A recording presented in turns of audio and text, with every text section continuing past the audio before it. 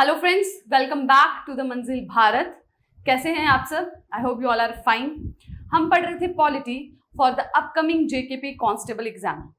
इस सीरीज में हम ऑलमोस्ट ऑल टॉपिक्स कंप्लीट कर चुके हैं। अब एक लास्ट टॉपिक हमारा रह गया है, that is municipalities. Local self government का ये वो पार्ट है जो अर्बन एरियाज को एडमिनिस्टर करता है, अर्बन एरियाज को गवर्न करता है।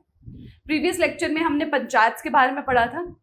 म्यूनिसिपल कॉर्पोरेशन की एडमिनिस्ट्रेशन और उनके rules regulation somewhat similar to panchayat हैं, कुछ डिफरेंसेस हैं जो आज इस वीडियो लेक्चर में हम करेंगे। और इसके साथ जो पॉलिटी है, जो भी इंपॉर्टेंट पोर्शन है पॉलिटी के, जो कांस्टेबल एग्जाम में पूछे जा सकते हैं, वो हम कंप्लीट कर लेंगे।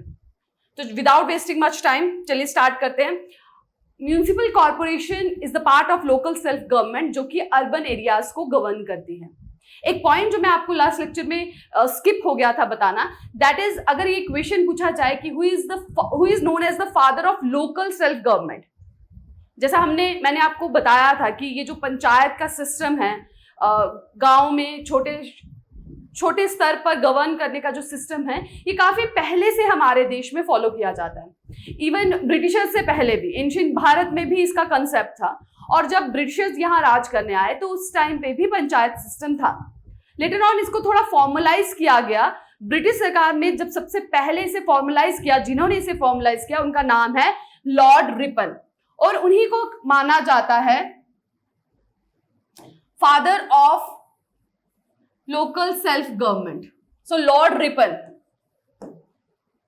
ठीक है, ये नाम आपको याद रखना है, ये क्वेश्चन पूछा जा सकता है। So who is known as the father of local self government is Lord Ripon. देखिए, जब ब्रिटिशर्स हम पर रूल कर रहे थे तो बहुत से गवर्नर जनरल्स आए, बहुत से एडमिनिस्ट्रेटर्स भेजे गए जिन्होंने हमारे देश पे रूल किया on the behalf of British crown, British की गवर्नमेंट के बिहाफ पर। उनमें से कुछ जो थे वो बहुत ही आप एक तरह से के लिबरल पॉइंट ऑफ व्यू के थे, जो हमारे देश में रियलिटी में डेवलपमेंट चाहते थे, रियलिटी में हमारे देश कुछ बदलना चाहते थे। और कुछ थे जो सिर्फ यहाँ पर ट्रेड और मनी बनाने के आप कहें माइंडसेट से आए थे, और उनके अंदर जो रेसिस्ट वाली आप कहीं थिंकिंग थी वो बहुत ज्यादा प्रोमिनेंट थी। तो उनका मकसद कहीं पे भी देश को, हमारे देश को आगे बढ़ाना नहीं था, बल्कि यहाँ से ज्यादा प्रॉफिट लेना था।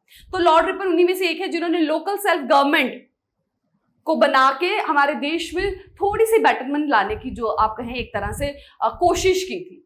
ठीक है, so moving back to our topic that is municipal corporation.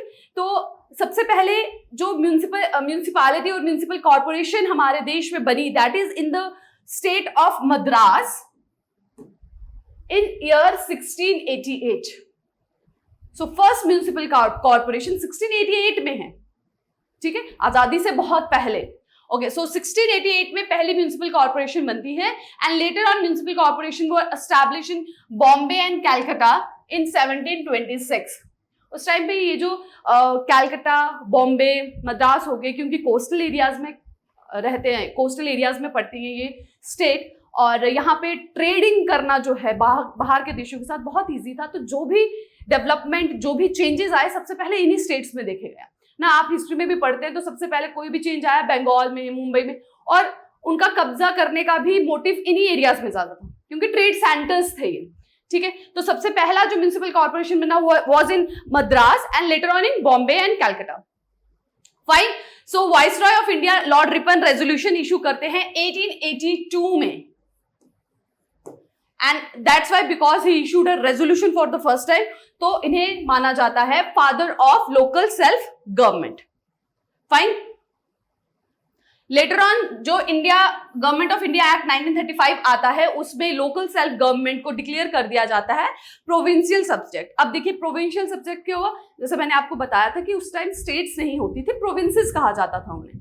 सो जिस तरह से अभी एट प्रेजेंट हमारे कॉन्स्टिट्यूशन में 3 सब्जेक्ट्स होते हैं, लिस्ट है पूरी कि कौन सी गवर्नमेंट किस सब्जेक्ट पे, किस कंटेंट पे वो लॉज बना सकती है, कौन कौन सा दायरा है उनका लॉज बनाने का। उसी तरह से उस टाइम पे भी था कि सेंट्रल गवर्नमेंट किस पे बनाएगी, प्रोविंशियल गवर्नमेंट किस पे बनाएगी।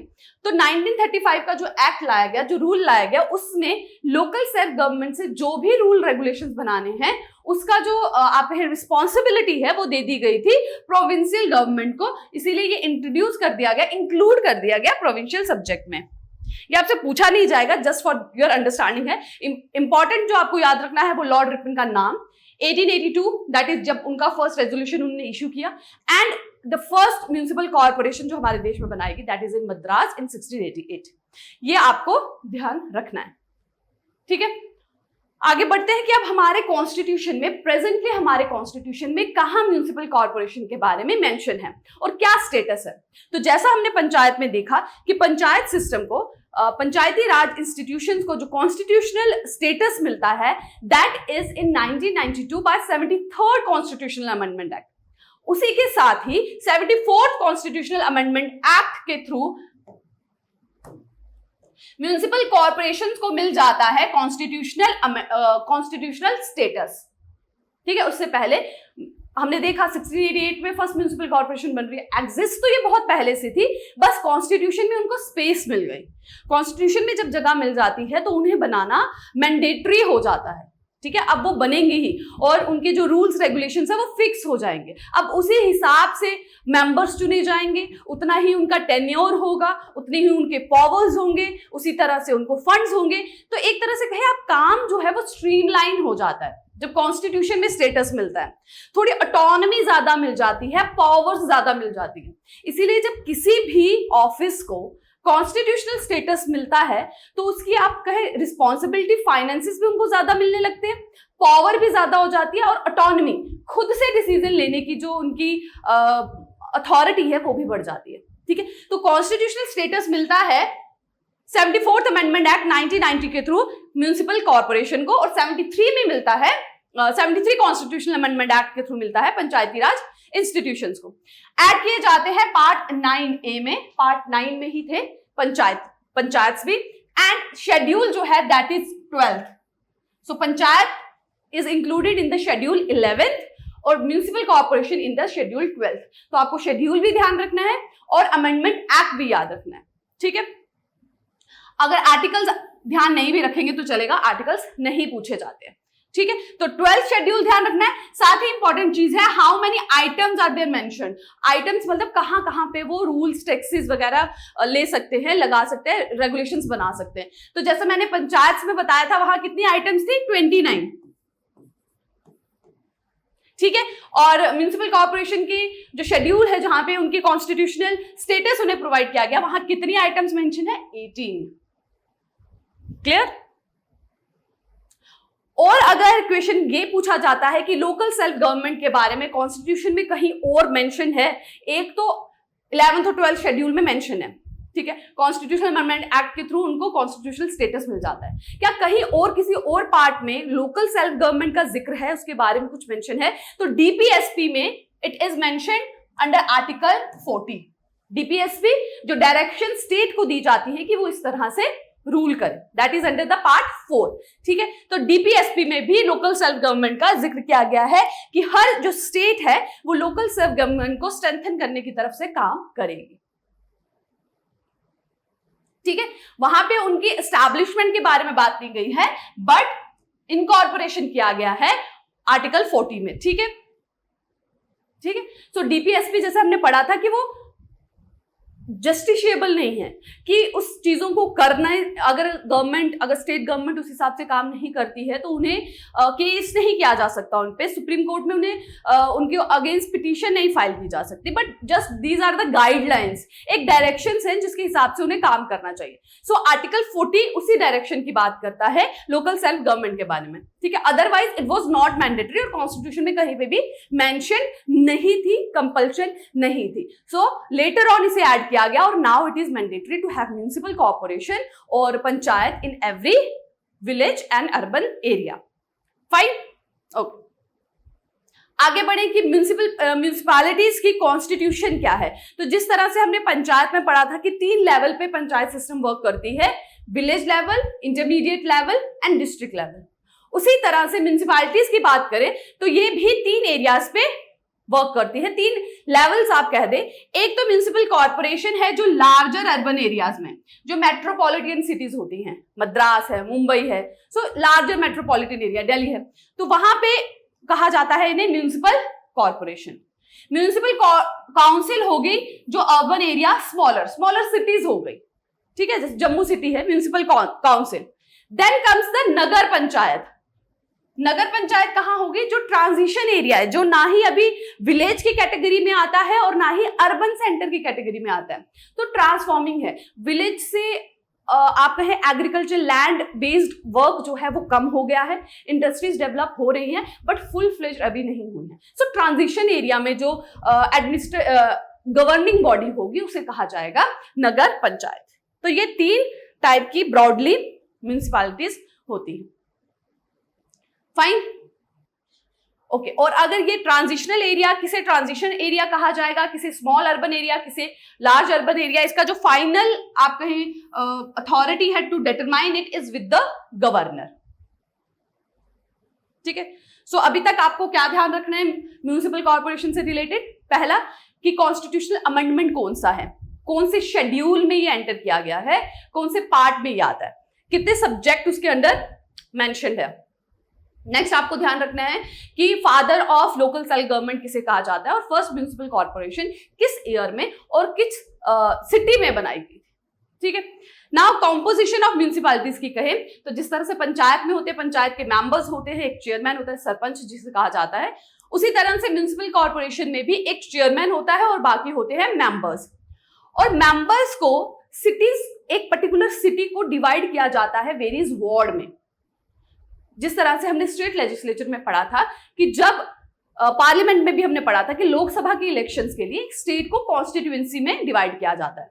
उस कॉन्स्टिट्यूएंसी से एक एक रिप्रेजेंटेटिव, एक एक लीडर चुना जाता है जो कि मेंबर ऑफ पार्लियामेंट कहलाता है, जो भी जीतता है। फाइन। उसी तरह से जब स्टेट लेजिस्लेचर के लिए, एक विधानसभा के लिए इलेक्शंस होती हैं तो भी एक राज्य को छोटे छोटे एरिया दैट इज कॉन्स्टिट्यूएंसीज में डिवाइड कर दिया जाता है। उन कॉन्स्टिट्यूएंसी से रिप्रेजेंटेटिव चुने जाते हैं, जो जीतते हैं वो कहलाते हैं member of legislative assembly, MLA. Similarly जब एक सिटी में म्यूनिसिपल कॉर्पोरेशन के या काउंसिल के इलेक्शंस होते हैं तो उसके मेंबर्स को वार्ड मेंबर कहा जाता है और एक पर्टिकुलर सिटी को डिफरेंट वार्ड्स में डिवाइड कर दिया जाता है, छोटे छोटे area, that is called ward. और उन वार्ड से एक एक मेंबर चुना जाता है, बहुत से कैंडिडेट खड़े होते हैं, जो जीतता है that is known as ward member, जो उस पर्टिकुलर एरिया को रिप्रेजेंट करता है म्यूनिसिपल काउंसिल में। और एक होते हैं चेयरमैन, ठीक है। सो वार्ड मेंबर्स जो हैं वो डायरेक्टली इलेक्ट होंगे। जैसे पंचायत में जो पंच होते हैं वो डायरेक्टली इलेक्ट होते हैं ग्राम सभा के द्वारा, उसी तरह से वार्ड मेंबर जो हैं वो चुने जाते हैं। वार्ड में जो भी लोग हैं 18 साल से ऊपर, जिनका नाम वोटर लिस्ट में है, वो वहां के वार्ड मेंबर्स को चुनते हैं। क्लियर है? अब चेयरमैन किस तरह से चुना जाएगा उस पर्टिकुलर म्यूनिसिपल काउंसिल का, ये इसका जो फाइनल डिसीजन है it is with the legislature. उस पर्टिकुलर स्टेट की जो विधानसभा है वो डिसाइड करेगी कि म्यूनिसिपल काउंसिल का जो लेजिस्लेचर है उसे चुनने का क्या तरीका होगा, क्या वो डायरेक्टली इलेक्ट होगा, क्या वो इनडायरेक्टली इलेक्ट होगा, क्या मेंबर्स आपस में से चुनेंगे, क्या होगा, उसका प्रोसीजर जो है लेजिस्लेचर डिसाइड करती है। तो it can be vary from one state to other, क्योंकि स्टेट लेजिस्लेचर अलग अलग स्टेट्स की अलग हैं, वो अपने आप कहें कंफर्ट के हिसाब से या अपनी ईज ऑफ वर्क के हिसाब से डिसाइड कर सकते हैं कि किस तरह से म्यूनिसिपल कॉर्पोरेशन के चेयरमैन को चुना जाएगा। अदरवाइज जो मेंबर्स होंगे they will be directly elected. Clear है? और भी म्यूनिसिपल काउंसिल में मेंबर्स होते हैं, जैसे राज्यसभा का जो मेंबर, वहां से राज्यसभा का जो एमपी उस पर्टिकुलर स्टेट से चुना गया होगा, ठीक है। मेंबर्स ऑफ लोकसभा जो उस पर्टिकुलर स्टेट से चुने गए होंगे, स्टेट लेजिस्लेटिव काउंसिल के, ठीक है। तो उस पर्टिकुलर म्यूनिसिपल कॉर्पोरेशन में, उस सिटी में अगर कोई राज्यसभा का मेंबर वहां से चुना गया है तो वो भी म्यूनिसिपल काउंसिल की मीटिंग में बैठ सकता है। He is also a member of that municipal council, ठीक है। और अगर वहां से कोई एमपी लोकसभा के लिए चुना गया है तो वो भी उनका मेंबर होता है। Similarly it is for the MLA also. Fine, okay. Now for the reservation of seats, हमने देखा रिजर्वेशन ऑफ सीट्स हर जगह है, पार्लियामेंट में है, स्टेट लेजिस्लेचर में है, पंचायत में है, तो म्यूनिसिपल कॉर्पोरेशन काउंसिल इनमें भी रिजर्वेशन है। अगर रिजर्वेशन की बात करें विमेन्स की रिजर्वेशन की, तो विमेन्स के लिए टोटल नंबर ऑफ जितनी भी सीट्स हैं जो फिल कर रही है उसकी 1/3 सीट्स रिजर्व की जाती है विमेन के लिए। और इन विमेन्स में इंक्लूड है women belonging to SC ST। ये नहीं कहेंगे कि सिर्फ विमेन्स अपर कास्ट ही, हर विमेन, चाहे फिर वो लोअर कास्ट से हो, SC हो, ST हो, अपर कास्ट हो, सभी विमेन का जो टोटल सीट्स जो फिल होनी है उसका 1/3% will be reserve for the women. Fine. और ये जो 1/3 है इसे अभी इंक्रीज करने की बात हो रही है, क्योंकि 1/3 हुआ 33%, ठीक है, इसे इंक्रीज करने की बात हो रही है टू 50%, बट जो इसके लिए बिल लाया गया है अभी भी वो पेंडिंग है। जैसा हमने पार्लियामेंट में पढ़ा था कि कोई भी कानून बनना हो उससे पहले उसका एक ब्लूप्रिंट जो है प्रेजेंट किया जाता है सदन में, और उसे कहा जाता है बिल। जब उस पर डिबेट हो जाती है, वोटिंग हो जाती है, दोनों हाउसेस से वो पास हो जाता है, प्रेसिडेंट के साइन हो जाते हैं, तो वो फाइनली बन जाता है कानून, जिसे कहा जाता है एक्ट। फिर उसके सारे प्रोविजन लागू हो जाते हैं, ठीक है। तो एक बिल जिसमें ये कहा गया है कि जो विमेन की रिजर्वेशन है उसे 33% से बढ़ा के 50% कर दी जाए, वो अभी पेंडिंग है, वो अभी एक्ट नहीं बना है। तो प्रेजेंटली रिजर्वेशन कितनी है?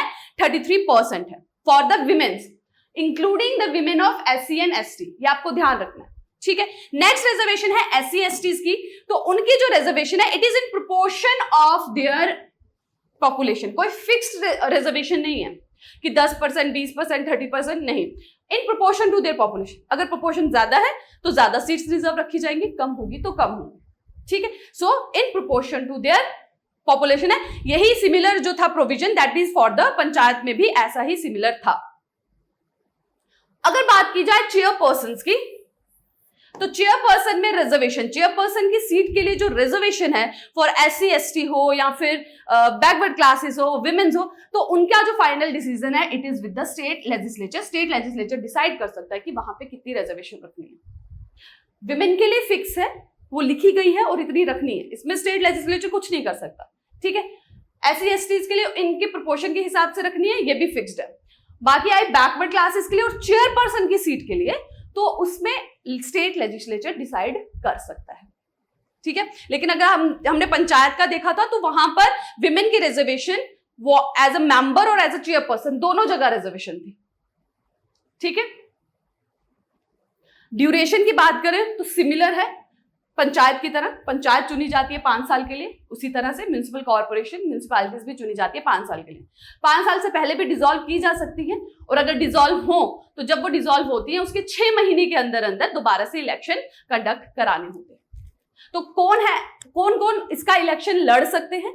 जिस तरह से कुछ क्वालिफिकेशन हैं जो MPs के लिए हैं, कुछ क्वालिफिकेशन है जो MLAs के लिए, सिमिलरली कुछ क्वालिफिकेशन है जो होना जरूरी है for a person to contest an election of municipal corporation, ठीक है। तो उसके लिए क्या होना चाहिए? मिनिमम एज जो रखी गई है दैट इज 21 ईयर्स, 21 साल, ठीक है। हमने देखा अभी MPs के लिए, लोकसभा के लिए 25 ईयर्स था और राज्यसभा के लिए इट वॉज 30 ईयर्स। तो म्युनिसिपल कॉर्पोरेशन की अगर इलेक्शन लड़नी है तो उसके लिए जो एज है वो और कम की गई है, दैट इज 21 ईयर्स,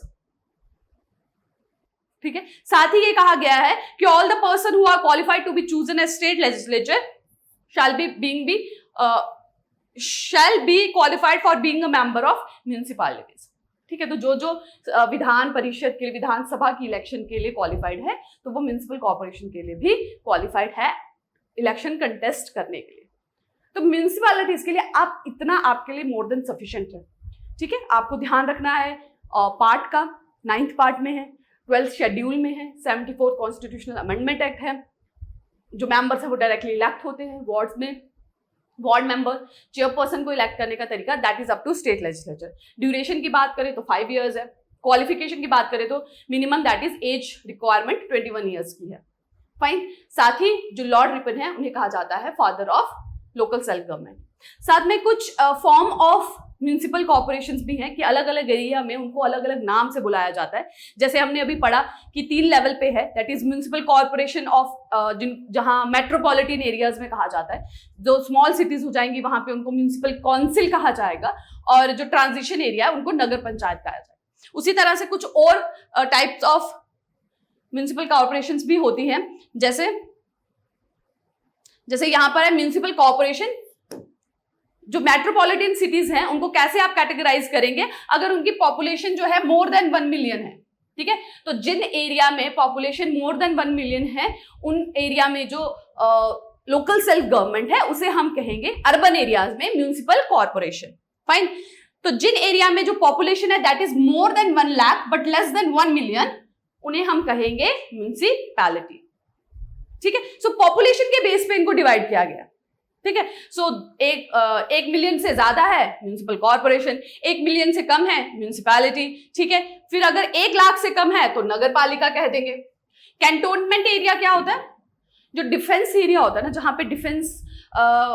जहां पे कोई भी आर्मी या डिफेंस फोर्सेस ने अपना एरिया बनाया और वहां पे कोई सिविलियंस भी रहते हो, क्वार्टर्स वगैरह हो, सिविलियंस का रेजिडेंशियल एरिया भी विद इन दैट प्रीमिसेस होता हो, तो उनके एडमिनिस्टर के लिए इस आप एक तरह से कहें बोर्ड को बनाया जाता है, that is called cantonment board.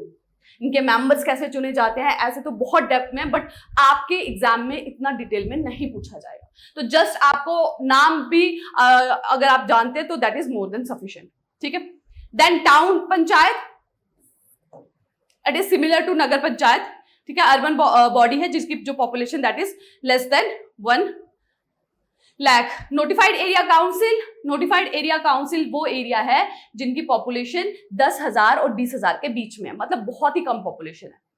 ठीक है, स्पेशल पर्पस एजेंसी, ये वो एरिया जहां पे कुछ स्पेशल तरह के प्रोविजन चाहिए, कोई इंफ्रास्ट्रक्चर बनाना है, कोई स्पेशल फैसिलिटी प्रोवाइड करनी है, तो उसके लिए इस कमेटी को बनाया जाता है।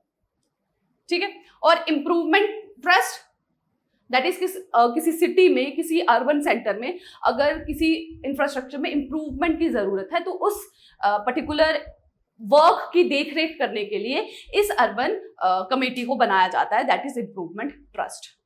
ठीक है, उसी तरह से पोर्ट ट्रस्ट भी होते हैं, जो कोस्टल एरियाज में पोर्ट एरियाज है जहां से सामान ट्रेडिंग होती है वाया सी रूट, तो उन एरियाज में एडमिनिस्ट्रेशन के लिए, गवर्नेंस के लिए जो कमेटीज चुनी जाती है उनको पोर्ट ट्रस्ट कहते हैं। ठीक है, तो डिपेंडिंग अपॉन कि कौन किस लोकेशन में है और उनके नाम अलग अलग रखे गए हैं। थोड़ा सा उनकी इलेक्शन में भी वेरिएशन होता है। ठीक है, कहीं पे इलेक्टेड होते हैं, कहीं पे डायरेक्टली नॉमिनेटेड होते हैं, बट आपके एग्जाम में आपको जनरल फीचर्स ही पूछे जाएंगे।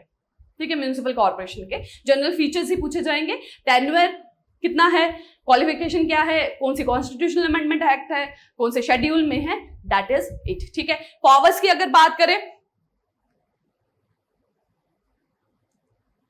इंपॉर्टेंस की बात करें तो ऑल फैसिलिटीज, अर्बन एरियाज में जितनी भी फैसिलिटीज है, अब आप सिटी में रहते हैं या विलेज में रहते हैं तो आप जानते हैं अगर विलेज में आपको किसी भी चीज की जरूरत है, बिजली, सड़क, पानी, तो हर चीज की जो फैसिलिटीज प्रोवाइड करने की जिम्मेदारी है वो पंचायत की है। उसी तरह से अर्बन एरियाज में पानी पहुंचाना है, बिजली की प्रॉब्लम है, सड़कों की प्रॉब्लम है, इंफ्रास्ट्रक्चर की प्रॉब्लम है, तो उस सब की जो उनकी देखरेख करने की जिम्मेदारी है that is with the urban local bodies, municipalities. Clear है? इलेक्शन की बात करें कि इनके जो मेंबर्स हैं उनकी इलेक्शन कंडक्ट कराना, इस सबको ऑर्गेनाइज करना किसका काम होता है, that is state legislature, sorry state legislature नहीं, state election commission, state election commission. ये मैंने आपको पंचायत में भी बताया था कि जो नेशनल लेवल पे हमारी बॉडी है, constitutional body, that is election commission, वो इलेक्शन कंडक्ट कराती है एमपीज के और एमएलएस के, विधानसभा के, स्टेट लेजिस्लेचर के और पार्लियामेंट के। जब पंचायत और म्युनिसिपल कॉर्पोरेशन की इलेक्शन की बात आती है तो उनकी जिम्मेदारी होती है स्टेट इलेक्शन कमीशन के पास। ठीक, एंड फाइनेंस, जो भी इनको कोई भी डेवलपमेंट करवानी है, कोई भी काम करवाना है, तो उसके लिए फाइनेंसेस कहां से आएंगे, म्युनिसिपल कॉर्पोरेशन के पास फाइनेंसेस कहां से आएंगे। जिस तरह से पंचायत के पास कुछ अथॉरिटीज है, कुछ पावर है टैक्स लेने की, फीस लेने की, उसी तरह से म्युनिसिपल कॉर्पोरेशन के पास भी है। वो आपसे वाटर टैक्स भी लेते हैं, लैंड टैक्स भी लेते हैं, हाउस टैक्स भी लेते हैं, प्रॉपर्टी टैक्स भी लेते हैं, ठीक है, और चीजें यूज करने के भी टैक्स लेते हैं, एंटरटेनमेंट टैक्स होता है। तो ये जो छोटे छोटे टैक्स है, फीस है, ये वो लेती हैं सिटीज के लोगों से, और उन पैसों से, और कुछ फंड्स जो है इनको वाया स्टेट फाइनेंस कमीशन से भी मिलते हैं, और उन पैसों से ये जो बेसिक फैसिलिटीज हैं सिटीज के लोगों को वो पहुंचाती है, ठीक है। तो फाइनेंसेस कहां से मिलेंगे? आइदर थोड़ा फंड आएगा स्टेट गवर्नमेंट के थ्रू, और थोड़े जो उनको फाइन्स, जो फीस और टैक्सेस लेने की अथॉरिटी है। क्लियर है? सो इसके साथ हमारा जो अर्बन एरिया का, अर्बन सेंटर्स को गवर्न करने की लोकल सेल्फ गवर्नमेंट है, वो भी कंप्लीट होता है। इसके साथ जितना भी पॉलिटी का कंपोनेंट है जो आपके कांस्टेबल के एग्जाम में पूछा जा सकता है, वो हमने कंप्लीट कर लिया। अगर कोई ऐसा टॉपिक है जो आप पढ़ना चाहते हैं, वो आप मुझे कमेंट सेक्शन में बता सकते हैं, मैं उस पर आपके लिए एक वीडियो लेक्चर लेके आ जाऊंगी। अब इसके बाद हम स्टार्ट करेंगे प्रीवियस ईयर एमसीक्यूज सॉल्व करना, और जो भी पॉसिबल एमसीक्यूज इन सब टॉपिक से बन सकते हैं उनको हम सॉल्व करने की कोशिश करेंगे, उसके हिसाब से हम अपनी तैयारी करेंगे, ठीक। तो आज के लिए बस इतना ही, मिलेंगे नए वीडियो लेक्चर में नए टॉपिक के साथ। Till then take care, thank you.